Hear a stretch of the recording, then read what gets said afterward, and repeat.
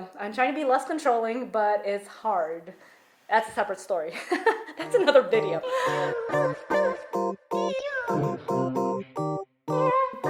Hi guys, welcome back to another video. In this video, I'm going to talk to you guys about how physical goals and financial goals have a lot in common.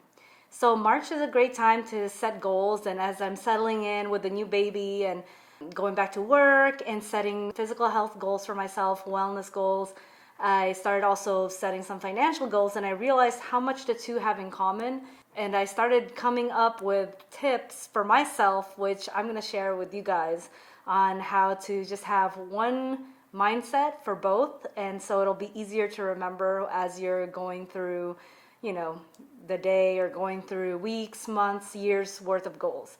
Especially since January, usually we're really gung-ho about setting goals and because of the emotions of the new year. And then February, you still kind of have that goal mindset, but kind of slowly drifting away. But definitely by March, usually our New Year's resolutions have kind of dissipated and gone out the window a little bit. And so March is actually a perfect time to set goals, to reevaluate. So as I was starting to set out my goals for my physical health, I'm talking everything, goals for sleep, goals for spiritual health, mental health, as well as obviously physical and getting back into the gym. I think all those things are just all part of well-being, wellness goals. And then financial definitely ties in with wellness, because obviously if you're not doing well in your finances, that's going to cause a lot of stress and you're going to lose sleep over it, and then maybe cause some GI issues because of the anxiety. So everything really is related. I'm going to share 4 tips that I'm going to be thinking about and incorporating as I'm working through my goals. Financially, as I'm setting my goals, I'm just trying to learn more each time I set goals for myself and trying to be better and get better every day. Try to be better than I was yesterday, than last year, than 10 years ago. I had zero knowledge of finance or financial habits or health growing up. People always told me save money, but never any details about how much to save, where to save it, or how to manage money properly and how to navigate when things fall apart or certain occasions derail you or you fall down, which I've made so many financial mistakes. I was 22 years old when I finished nursing, and I didn't really know exactly what to do with my money or how to handle it, or where to save it, and how much to give, how much to invest, and money saving tips and why we should be saving, things like that. So these are lessons that I had to kind of pick up along the way. And now we're married, we moved, and we have kids, we have so many things to think about. So our situation's always evolving, but thankfully now is the age of information. So it's so easy to read a book, watch a video, listen to a podcast, or do an online education course on finance. So the more financially literate that we become, then the more knowledge and less fear, and the more comfortable that we are talking about it. And all these things like physical health and finance, I think, are good for yourself and good for also being an example for your kids and people around you, being encouraging and being able to share information is really important. As you gain knowledge, you can also spread and share knowledge with people around you and your kids. So that's all good stuff. So on to my points. So the planning phase is all about, for me, making a budget. So whether it's for your health, a budget for how much calories you're gonna eat, how much macros, if you're tracking your macronutrients, how much you're gonna be exercising, what your exercise plan is, how many days a week will you be exercising. If it's a sleep goal, what's your goal number of sleep? I just had a baby last month, so realistically, people will laugh if you tell them you have sleep goals, but working around your situation. So for me, for example, if I can get 3-hour stretches and then go feed the baby in the middle of the night and then get another 3 to 4 hour stretch, hopefully, and then take another nap when I get home from work or something like that. Those are all goals and part of the planning phase. So you're setting yourself up for success. And then financially, you want to budget for how much you're going to earn, how much you're going to save, how much you're going to give, how much you're going to invest, the bills, the debt, all kinds of things that you want to allot your money to, if depending on what you want to achieve financially. So the harder part about making a budget is sticking with the budget, and so it can get really tricky, especially if special occasions arise. Like there are things that are going to come up, like if there's birthdays and you budget for how much you're going to give in gifts. Like for example, like March is a big one for us. There's so many birthdays. We have our anniversary, and it's just a lot. And then February you have like birthdays again and Valentine's Day, and obviously just coming from the holidays, that's like a big hit again so early.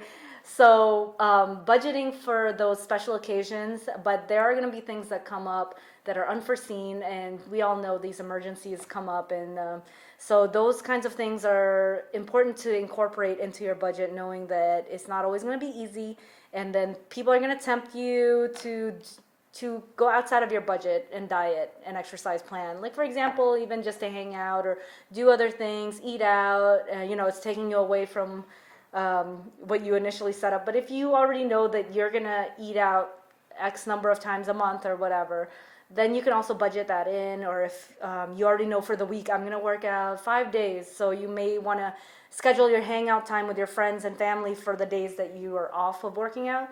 So trying to schedule for success, but things are still going to come up. Another thing that I've done in the past to stick to my goals and still hang out with people and eat is I've packed my meals before and then just ask if you can meet up at a park or a public location or a place where you can select healthier foods. So when you make your own meals at home, you're both saving money by not eating out. It's probably, chances are, it's going to be a healthier meal than it would have been if you had eaten out. So that's one little hack that you can practice, is just enjoy cooking and making meals at home, and not eating out is a good discipline and practice to incorporate if you want to save money, because food and drinks and cocktails and all that just start adding up. And on that note, number 2 point is to be patient, because not one meal is going to make you super healthy right away. Not one workout will give you some gains and muscles and get your strength to where you want it to be. And just like in finances, one meal at home and saving money in one way or another isn't going to make you wealthy. So it just takes time, and continuing the habits, continuing to do what you're doing day in and day out. Eventually it will just keep growing and you're going to meet goals. And then when you meet goals, you're going to set new goals. And so it takes time. And if you think that like you can get rich quick, or if they're selling you something that it's like, oh, take this pill and you're going to lose weight immediately, it's probably not healthy for you, and it probably isn't true, or there's something behind it, because there is no secret to real wealth and financial freedom, and also good health, and health is wealth. But anyways, so being patient and sticking with it. Patience is so hard. That's something we constantly pray for, is give me patience, asking God to give us patience and all that. But it's so hard. But we just need to be day in, day out, put in the work, put in the time. If your goal is to become closer to God, or your spiritual goal, all that, you have to put in the time. And every relationship takes time. So if you say, okay, I'm going to pray for X amount, I'm going to get into God's word for X amount of time every day, 5 minutes, 10 minutes, whatever, that's what it's going to take to build a relationship. And time in the gym and time eating well and healthy is what it's going to take to achieve some physical health. And that's just how it goes. There's no way around it. And as a side note also to being patient and to the budgeting, if you get off track, like with your diet, I always say this in my other videos, if you get off track and you have like a slip up in your budget, like, oh my gosh, I just had to get those shoes, oops, I went to Target, oops, or, I ate, I don't know, like a big meal somewhere I shouldn't have been, or had a night of drinking, I don't know. So if you slip up, the best thing to do is just take a shower, move on, and to the next meal or to the next purchase decision where you can say no again. So don't beat yourself up. Don't just like, okay, I slipped up, now let's just like go rogue since I've already messed up, like let's just forget it all. No. Don't do that. Just keep on moving. I mean, people make mistakes, they slip up. You just need to move on and do the next right thing.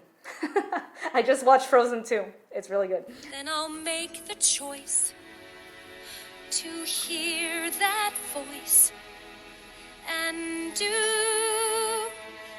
the next right thing. My next point is invest. So time and effort in eating well and exercising 30 minutes a day for 5 days a week or something is what the recommendation is. Basically, yeah, you're investing in your health, which means that the future you has a lower chance of heart disease, diabetes, cancer, GI problem, and also good for mental health and gives you good endorphins.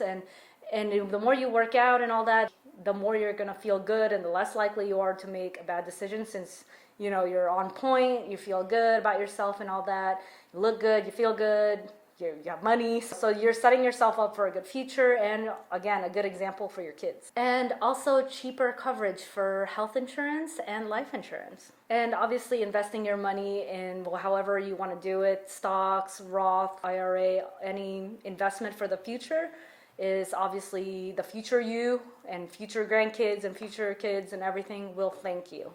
So if you're young and you're watching this, make sure you start investing ASAP. And then my point number 4 is just easy. It's reevaluating and keep tracking your progress, whether it's your diet, your workout, keep seeing where you're at and keep tracking, making sure, monitoring, everything's going good, how can I tweak my plan? The same financially, you can keep track of your investments, your bank account, just really praise yourself for the small victories. Like, for example, since I've been home for like a month and a half and I haven't really been swiping my credit card because, I've been recovering from surgery at home, I'm actually been loving it. I mean, I look at my credit cards and I'm like, oh, I didn't swipe my card at all for like a week. That is amazing because I'm not out, because I'm, at home with an incision. So I can't even go out there and swipe my card. I guess I do it online, but I haven't even been doing that. If you see that I could be saving more, if you look at I look at everything in our finances, which annoys Matt so much. But because we are a married couple that just has joint everything. So, I'm trying to be less controlling, but it's hard. That's a separate story.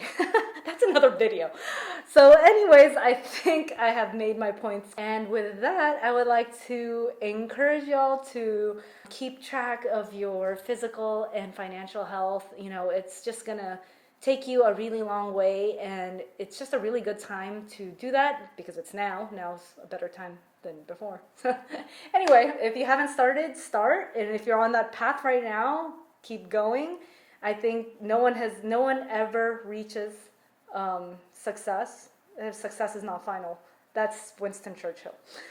Anyways, so I think nobody really reaches final destination in knowledge and growing. So that's the beauty of it all, is that we can just continue to grow and to learn and to keep building, keep investing, keep being innovative with the way that we do invest. Because now is like a new age where you can be doing so much stuff from home, online. There's no excuse, guys. We gotta keep going. Let me know in the comments below if you guys have other parallels to health, physical health, wellness, and finances. I'd love to know. I know there's a lot. And as always, if you guys like this video, make sure you give it a thumbs up, subscribe to my channel, and I'll see you guys in the next one.